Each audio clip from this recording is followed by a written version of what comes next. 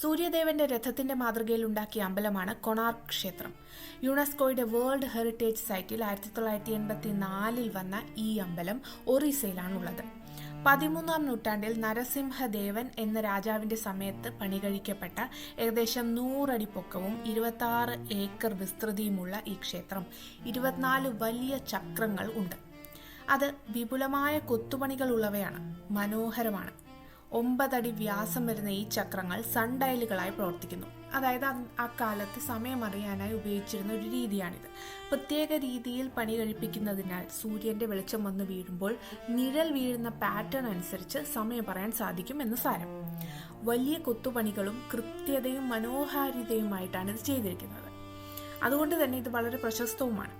Kalinga architecture സ്റ്റൈലാണ് follow ചെയ്തിരിക്കുന്നത്. അതായത് പ്രതിഷ്ഠ ഉൾപ്പെടുന്ന നട ഉള്ള ഒരു ഗോപുരം, വലിയൊരു ഹാള്, വിപുലമായ കൊത്തുപണികൾ ഒക്കെയാണ് ഇതിന്റെ പ്രധാന പ്രത്യേകതകൾ. നമ്മുടെ പല 100 രൂപ നോട്ടിന്റെ പുറകിലും വിരാജിക്കുന്നത് ഈ മഹത്തായ സൃഷ്ടിയാണ്.